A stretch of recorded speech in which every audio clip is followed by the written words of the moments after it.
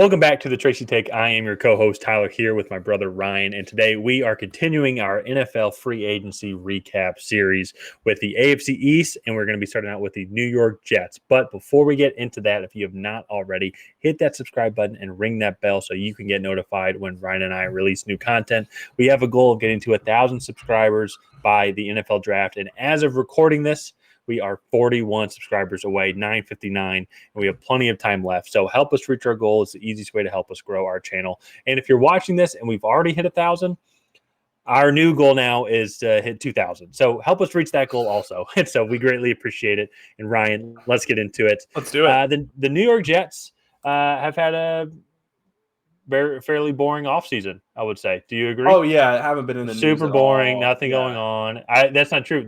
Big free agency news. They signed Alan Lazard, receiver. Yeah, I know. Mm-hmm. That was from the Green Bay Packers. Out of the blue. Yeah. Jets and Packers have not been associated. Only guy from Green Bay that they want. Yeah. Maybe Randall Cobb. Yeah. So, if you can't pick up on it, Tyler and I are being extremely sarcastic. The Jets actually, in reality, have had a fairly tame offseason in terms of player signings, but they've been in the news a lot. They've been associated with the name Aaron Rodgers a ton. And to me, that's going to make or break this offseason, whether they actually get this deal done or not. Yeah. So, and so let's talk about that a little bit more here after this. But let's quickly address a couple of the losses and additions.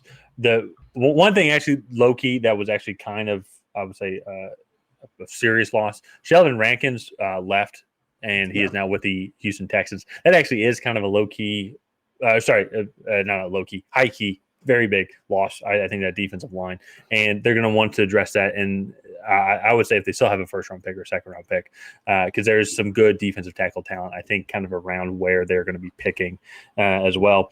And then they did also lose Nate Shepard as well to the Saints. And then also several offensive line pieces, which is already kind of crucial because this offensive line was struggling last year and very injured. Nate Herberg went to the Steelers, and Dan Feeney went to the Dolphins. A couple other ones that are noticeable. Well, I guess I'll just run through it as well. Mike White left to the Dolphins, but that's not as big a deal, especially if Aaron Rodgers comes to fruition. They did trade Elijah Moore to the Browns. He was wanting to leave. James Robinson left to the Patriots. But that last one, those to me aren't as big of a deal because I think that they're easily replaceable. No, yeah. I mean, those are rotational guys. You also Braxton Berrios left for the Dolphins as well. And again, special teamer, rotational guy. And none of these are major pieces, right? You kind of touched on it already. To me, the biggest thing that they need to address this offseason is this offensive line. And if there's not a offensive lineman left at that 13th pick, like one of the top tackles, I think they're in trade back territory. And that's also, again, we haven't talked about what compensation they should give for Aaron Rodgers yet. But if that 13th pick is with Green Bay, then it's out of the question. Yeah. But right now, the only real weakness on this roster is this offensive line. They need it pretty much across the board. Yeah, and quarterback. But it's... I'm not including that in their weaknesses because Aaron Rodgers has said he wants to play for the Jets. Okay, that's fair. I guess if we're saying that the trade is final, which I believe it is. And so, the offensive line is definitely going to be the biggest thing. And I would say you're right. If the main three offensive linemen are gone by pick 13, and they still had pick 13, I'm talking about Peter Skoronski, Paris Johnson Jr., and Broderick Jones, then I really like actually Kalijah Kancey here. I think he would immediately replace Sheldon Rankins. I think having him paired up with Quinnen Williams, I think Quinnen Williams is already such a beast and brings up so much attention. Getting a super fast defensive tackle like that, like Kalijah Kancey, would then just bring more added pressure up the middle. And so another guy that I was going to say that I didn't think would be in this draft area at all at the beginning of this draft process, but Jalen Carter has fallen down a ton of draft boards to the point that he is a potential borderline top 10 pick. Yeah. And if they really want to scare the shit out of the rest of the AFC East teams, getting a guy like Jalen Carter in there next to Quinnen Williams would be absolutely disgusting. Like that would just be an embarrassment of riches on the defensive line. And again, this is all still barring that they have the 13th pick, but I really like doubling down on that defensive line because I think that's what they did really well last year was they won those 24-17 games just because teams could not get their quarterback enough time against this defense to have big plays. And then you got to think Breece Hall's coming back from injury, and then later on in the draft you can build up some offensive line depth with later draft picks. They have 2 second-rounders with that Elijah Moore trade, so I really like at 13 going defensive line if one of those 3 tackles is not available.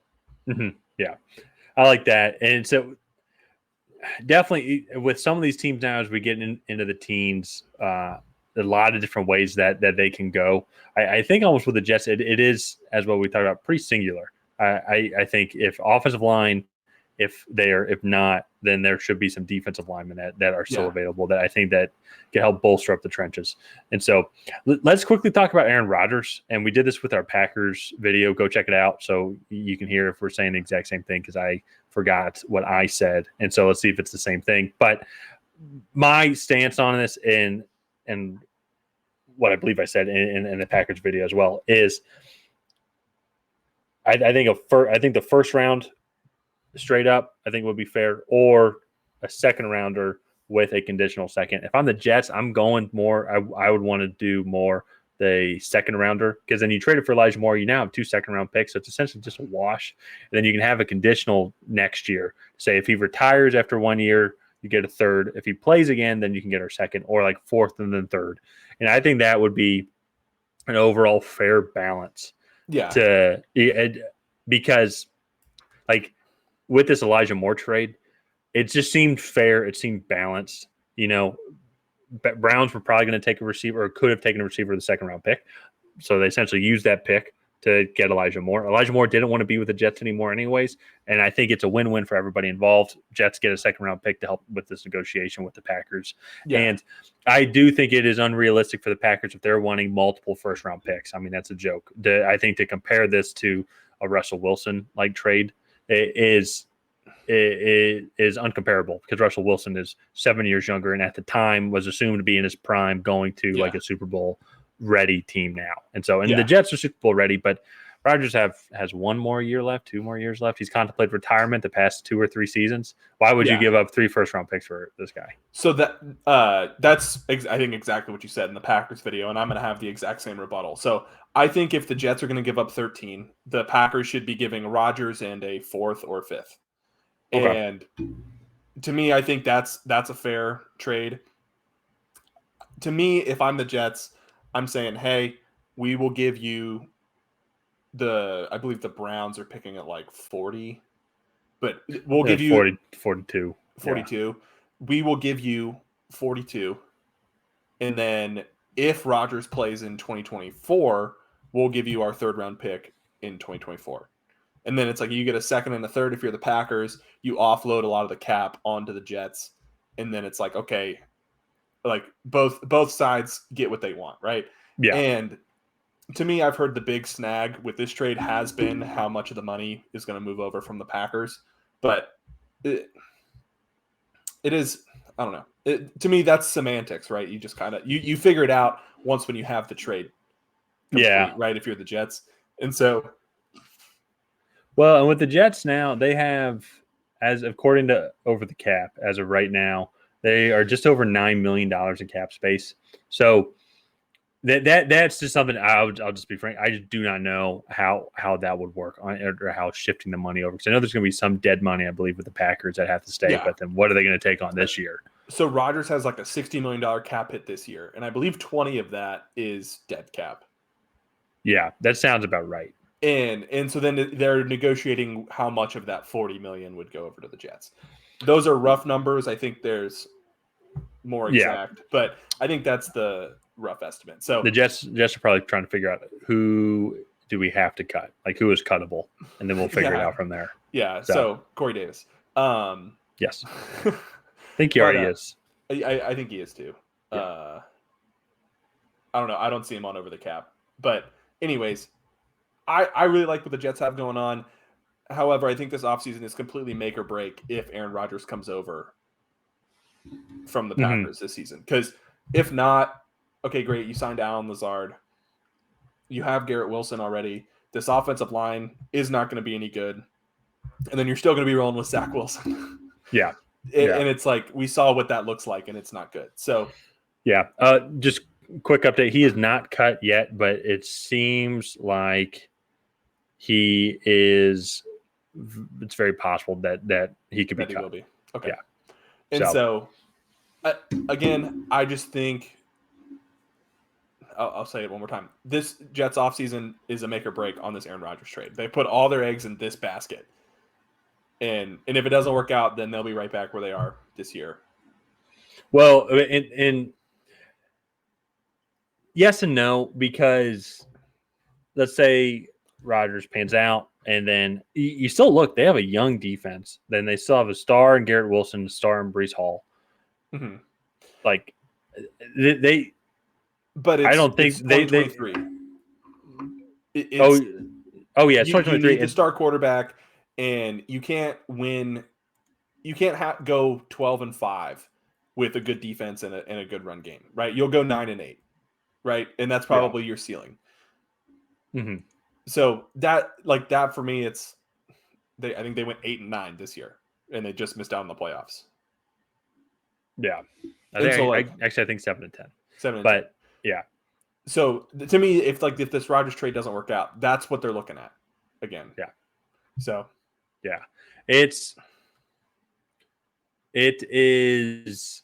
Well, and then you move on from Rodgers, and then you go and draft one of these quarterbacks in the 2024 class, or you could trade up. If you're going to mortgage your future, you should mortgage it on a quarterback in the 2024 class. And mm-hmm. And that's if this Rodgers thing doesn't work out, I think they tank, get a young guy, who's the kid from USC, Caleb Williams. Caleb Williams would be great, yeah. Or Drake May.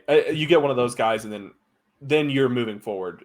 But other than that, this off season has been completely taken over by this Rodgers trade debacle. So yeah, both organizations are kind of like just in a weird limbo spot. Packers more so, but the Jets are just a little bit as well. Yeah. So let's go ahead and wrap up the New York Jets offseason recap there. I'll say it one last time for the 17th time. It's been completely dominated by the Aaron Rodgers trade rumors. If they can't get this deal done, they'll probably be right back where they are now. So